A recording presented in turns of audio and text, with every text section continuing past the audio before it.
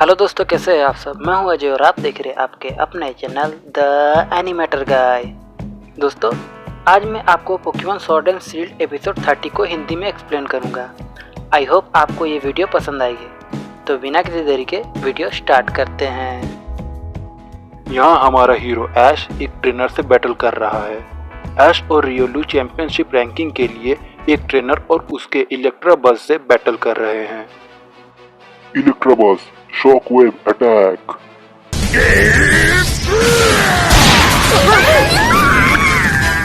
Riolu, इलेक्ट्राबज़ अब इलेक्ट्रोबॉल का हमला करो। रियोलू, क्या तुम ठीक हो? आई नो तुम जीत सकते हो। कम ऑन, ऐसे ही अपना बेस्ट दो। यस, अब थंडरबोल्ट अटैक। रियोलू, अभी वैक्यूम वेव।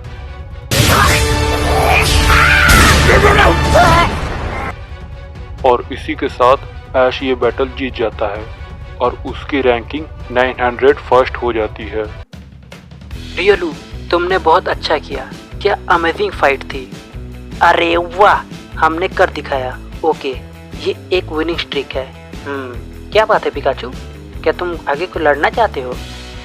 मैं मोटिवेट हुआ, पर अभी रियोलू अच्छी शेप में है, इसलिए तुम बाद में लड़ लेना। फिर जब हम लौटेंगे तब हम एक और राउंड स्पेशल ट्रेनिंग करेंगे। ऐश अपने अगले ऑफिशियल बैटल के लिए काफी जोश में है और वो रियोलू के साथ काफी कड़ी ट्रेनिंग कर रहा है।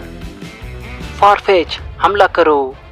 ऐश के फारफेच का हमला रियोलू को लग जाता है रियोलू, काउंटर अटैक। और रियोलू के इसी अटैक के साथ फारफेच फेंट हो जाता है। पर इतनी ट्रेनिंग के बाद भी ऐश पिकाचू पर ध्यान नहीं देता। ऐश का ध्यान सिर्फ रियोलू पर ही होता है, जिससे पिकाचू काफी नाराज हो जाता है। इसके बाद गो कहता है, वेल, अब तुम्हारे रियोलू के साथ मेरा फारफेच मुकाबला करेगा। क्या तुम तैयार हो? जवाब में ऐश भी मान जाता है और ऐश के रियोलू और गो के फारफेच के बीच मुकाबला शुरू होता है। Farfetched, double team attack. Riolu, सारे फारफेच पर हमला करो। रियोलू सारे फारफेच पर वैक्यूम वेव अटैक करने लगता है, जिससे गो का फारफेच हार जाता है। इसके बाद रियोलू फिर से बैटल करने के लिए तैयार हो जाता है, जिसे देखकर ऐश थोड़ा हैरान जरूर होता है, पर ऐश मान जाता है। ये देखकर पिकाचू और भी दुखी हो जाता है। इसके बाद रियोलू गो के बीड्रिल से बैटल करता है। ऐसे ही ट्रेनिंग करते करते सुबह से शाम हो जाती है। पर इसके बाद जब ऐश का ध्यान पिकाचू पर जाता है तो पिकाचू वहाँ बेंच पे ही सो गया होता है। जब ऐश पिकाचू को जगाता है तो पिकाचू गुस्से में ऐश को थंडर शॉक अटैक दे देता है। तुम ये क्या कर रहे हो पिकाचू? तभी ऐश देखता है उसकी मॉम वहाँ आ चुकी है और वो कहती है, तुम बिल्कुल भी नहीं बदले। मॉम, आप यहाँ कैसे? लैब के पास ही मेरी एक फ्रेंड रहती है। मैं यहाँ आई थी तो सोचा घर लौटने से पहले तुम लोगों से भी मिल लूं। अगले सीन में सब बैठकर खाना खा रहे होते हैं, जो खाना ऐश की मॉम ने बनाया होता है। सबको वो खाना काफ़ी पसंद आता है और सब इसे एंजॉय कर रहे होते हैं। तभी प्रोफेसर साकुरागी ऐश की मॉम से कहते हैं, आप आज के लिए यहाँ ही क्यों नहीं रुक जाती, अगर आपको कोई प्रॉब्लम ना हो तो ऐश की मॉम मान जाती है वहाँ रुकने के लिए। खाना खाने के बाद ऐश और रियोलू दोबारा ट्रेनिंग के लिए चले जाते हैं तो गो कहता है, ऐश पोकेमॉन वर्ल्ड चैंपियनशिप में पार्ट ले रहा है। वो काफी जोश में है। हाँ, कुछ ज्यादा ही जोश में है। तभी सबकी नज़र पिकाचू पर पड़ती है, जो वहाँ उदास बैठा था। तो कोहारू कहती है, लगता है पिकाचू जेलस फील कर रहा है। ये कुछ वैसा ही है जैसा यहाँ पर महसूस कर रहा था।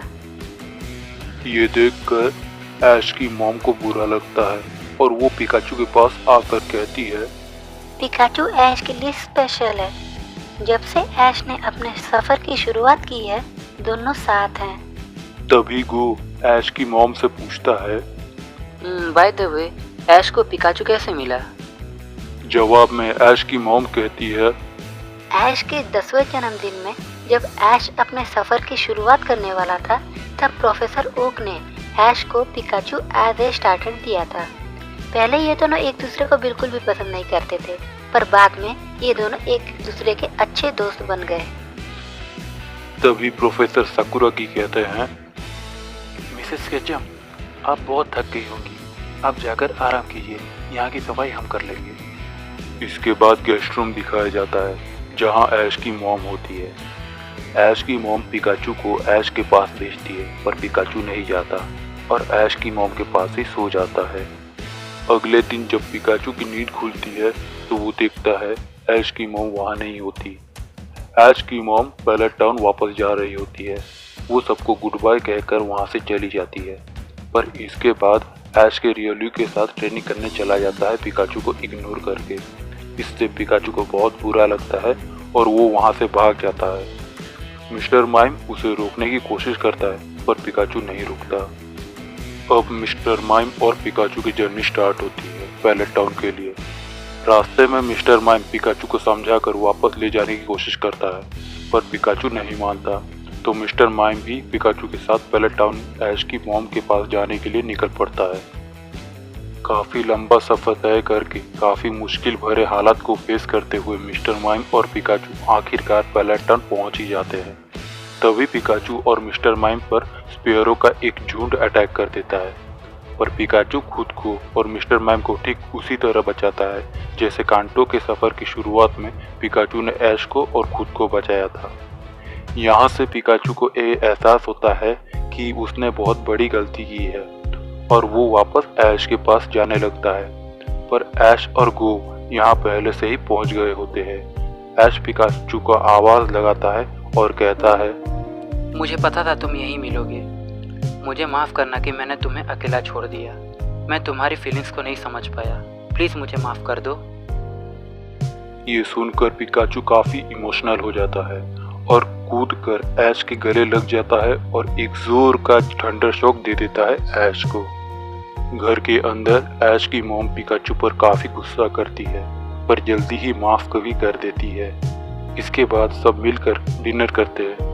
इसके बाद हमें ऐश और पिकाचू की दोस्ती देखने को मिलती है और ये एपिसोड यहीं ख़त्म हो जाता है।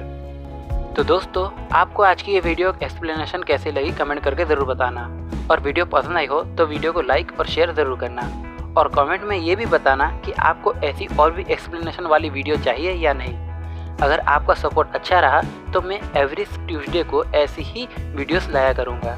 तो दोस्तों, हम आपसे फिर मिलेंगे एक न्यू वीडियो के साथ। तब तक के लिए बाय बाय दोस्तों, एंड टेक केयर।